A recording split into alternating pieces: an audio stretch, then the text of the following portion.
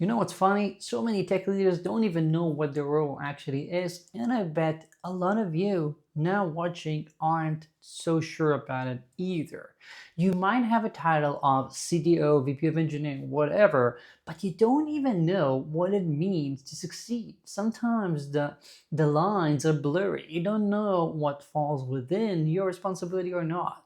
And the same actually applies a lot of times when I'm approached by CEOs or founders who are looking for someone to staff that position, and they just throw the title around. I'm like, okay, wait a second. A CTO can be so many different things. What type of CTO are you looking for? And they never even thought about it. They were just looking to put someone there who fits that title, and they didn't even know some of the time that there are differences. They thought that maybe there's an experience difference.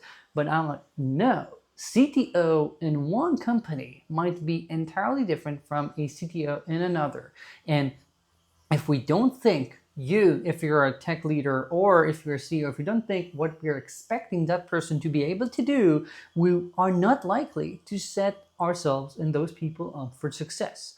In this video, we'll talk a bit about the basket of responsibilities of tech leadership from which you should be deliberately picking, choosing, designing what the role is, be it if you're hiring someone to fill that position, or if you're now in charge of your own career. If you're a co-founder and CTO, for example, it's going to be much easier to decide about the lines of your work. But even if not, I think this is a very healthy conversation to have with the CEO to ensure that you're doing the right things and that you're all aligned, as opposed to you finding out later that what you're doing is actually not what the company was expecting or needs. Hi, I'm Aviv Ben-Yosef. I'm a tech executive coach and consultant. I help people just like you create teams worth leading, because that's too short to lead mediocre teams. But this starts with us knowing what we're even trying to do, what's our responsibility. So first of all, what's this basket of responsibilities? In my first book, the orange one there, the Tech Executive Operating System, I described the LEAP responsibilities, which I think are at the core of most tech executive roles. LEAP because we have leadership. Everyone that's a tech leader, an executive leader, also has to be a leader, right? That's the leadership part. Then we have evangelism and outward facing. We have architecture and chief software brains sort of stuff. And lastly, we have the people and processes. These three things, EAP out of LEAP, are the three key things we'll focus on in this video, because usually I find people who try to do everything, and that's fine if you're at a very early stage startup, but down the line this becomes harder and oftentimes not the right thing, not for you and not for the team. So let's talk a bit about those different options and then about which archetype of CTO you want to be. So first of all, in LEAP, we have leadership. I'm not going to go too much into that because, as I said, I think that's essentially something that any leader has to have. You can't really choose not to do it, with the asterisk of I've sometimes seen a CTO co-founder that's essentially an IC.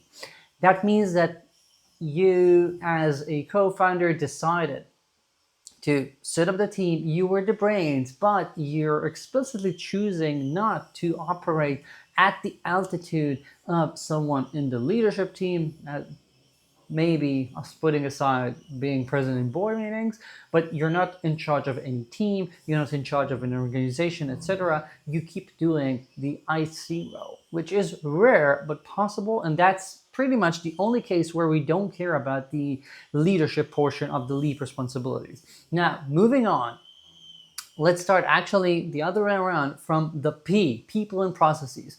This is, not surprisingly, what most people have in mind when they think of a VP of engineering, a VP of R&D. These people are in charge of the team itself, of ensuring that we have the right team, of coaching that team, making sure the team is delivering the right things, being in charge of its deliverables, being in charge of coaching the people, being in charge of the processes that make sense, the communication with product. All of those things fall within the purview of the VP of Engineering archetype, which I put under the P of LEAP. Now, this is something that essentially every team has to have once it goes past the point of the first couple of engineers. Maybe when you're all, you're the first engineer as a CTO, you get a couple more, you can all work relatively flat, all talking to the CEO, fine. But once you go past that point of the pre-seed stage, someone in charge of that team becomes pretty much a requirement, especially because you're gonna have to be interviewing people, you're gonna have to be giving them feedback. The CEO will not be able to do that for all of those people very, very quickly. And then all of a sudden, we have the first piece of management being created in the team that's not just the CEO. And it doesn't matter if you're at a pre-seed stage company or if you're in a public company, someone has to be managing that team, and maybe many people are managing it if you have so many layers, and someone needs to take charge of that.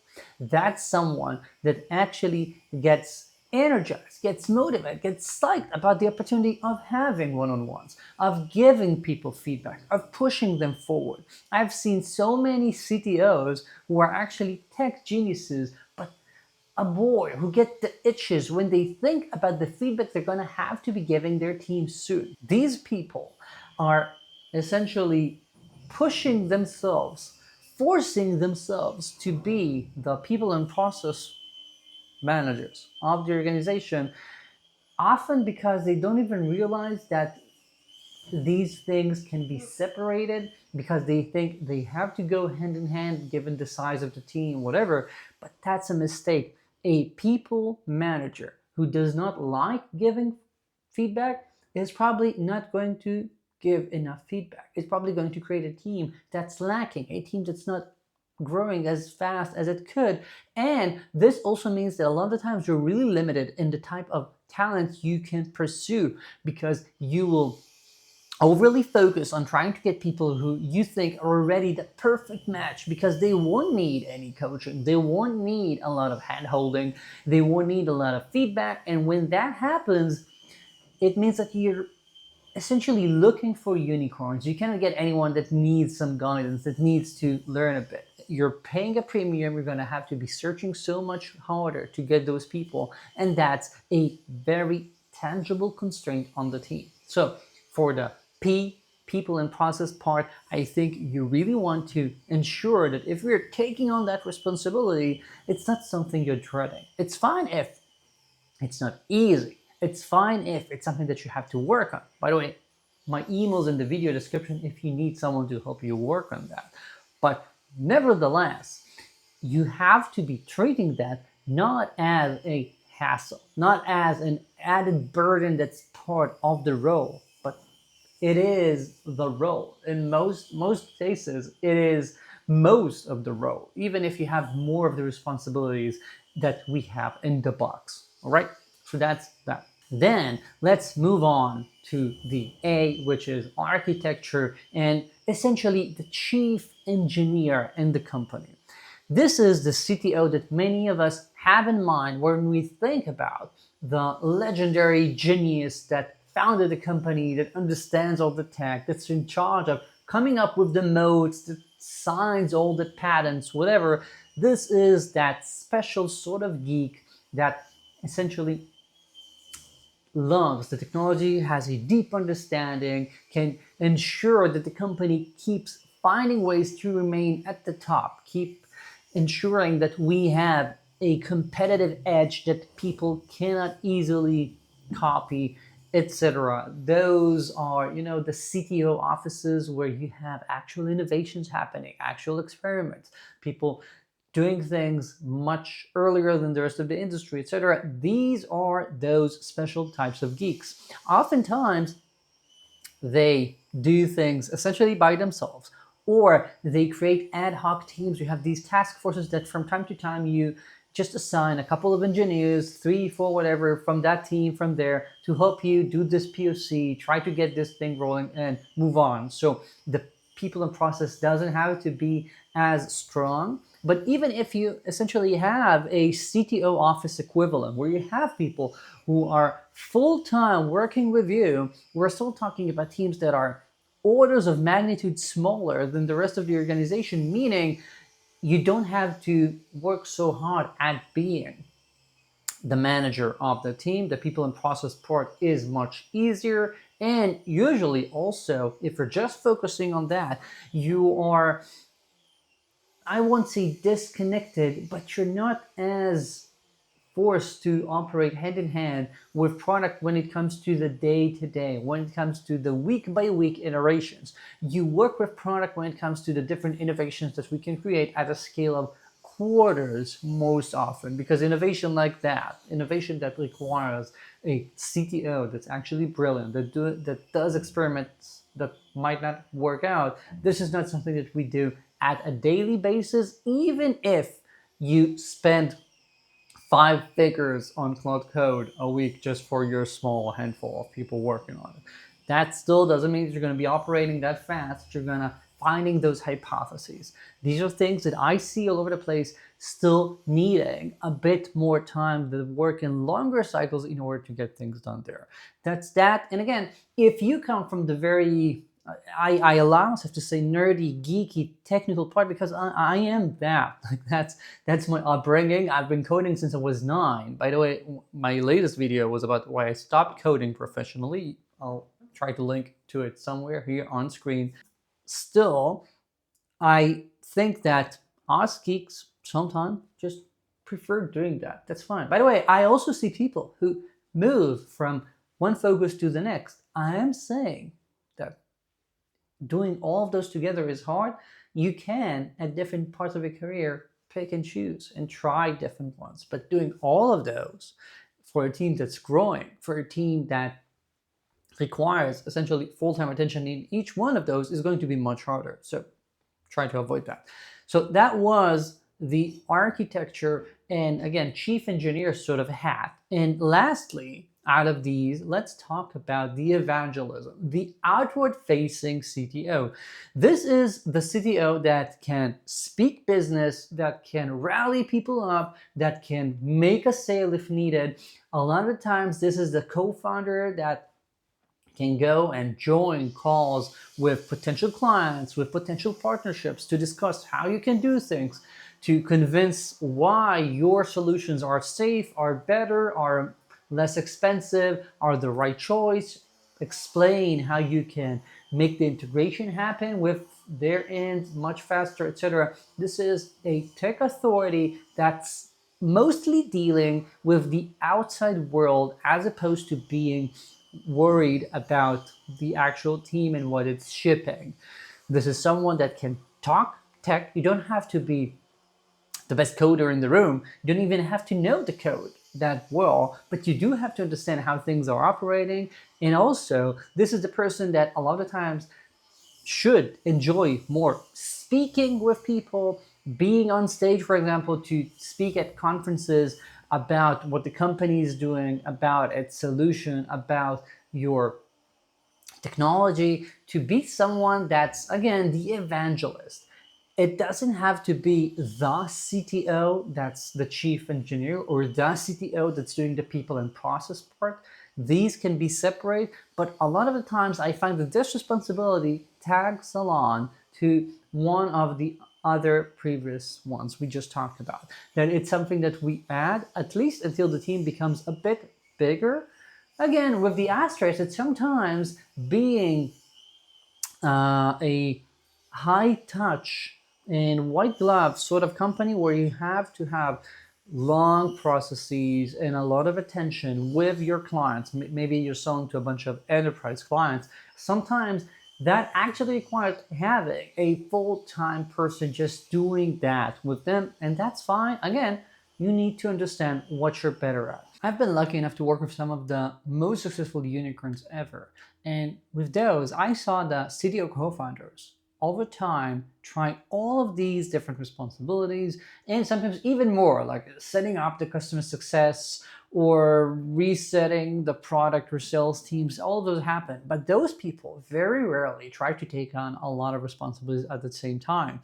Once they got past the initial stages, each moment they had only a single focus. This, I think, was key to their success. They could tell themselves and the rest of the company around them what their focus is. was what their responsibility was at any given point. And when they had things that weren't their responsibility, it was clear. They did not try to, again, be everything for everyone at any single point. Again, that's setting yourself for failure. Don't do that. It's perfectly fine to admit that there are things that you don't enjoy doing, that there are better people to do, that is just impossible for you to do all of those together well. I don't think that makes you a bad leader. I think that makes you realistic. Of course, if the team right now needs someone to manage the people and processes because you have people doing the rest and you don't want to be doing that, that's a problem. But I don't think that ignoring that is going to be much fruitful. I think you have to face the truth. Now, let's talk a bit about how you're going to choose what you want to do. I'm certain that as I went through these, some of these sounded like, yeah, that's energizing. You actually got excited when I described those, as opposed to others that you heard and like, the regular headache. Clearly, that's a good starting point. If there are areas where you naturally gravitate more towards and others that naturally, instinctively make you start etching, you need to know which ones are which and think, can I do more of the areas where I shine, where I have a natural advantage? Life's too short to try to be best at everything. So try to do those. That's a helpful conversation to have, and you can look at the rest of the organization, the rest of the company, and think, well, if I take these things from the basket, what remains? And do we need someone to take charge of these right now, or can we wait? Can we have someone that's going to be a champion for it all by themselves? Or maybe we need to distribute the responsibility across a few ICs. Maybe we need another executive or another senior leader that's just going to be the chief architect, or that's just going to be our DevRel senior person. Whatever it is, it's fine to admit that you cannot do it all. And if you do this from the point of view of being so deliberate and intentful that you're looking at the responsibilities and you're saying, I claim these are my responsibility, but these, I think we need something else.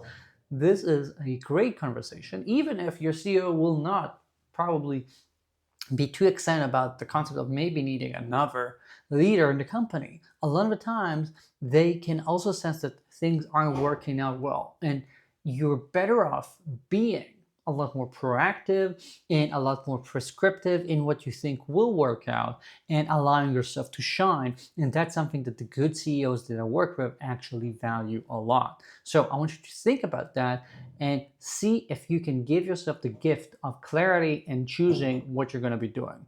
If you need any help with that, again, my email is in the video description, and I'll be happy to have a quick call and see if I can help you find how you can shine too, my friend. That's it. Thank you for watching this video so far. If you like this, please like and subscribe. It really helps. If you have any questions, leave me a comment.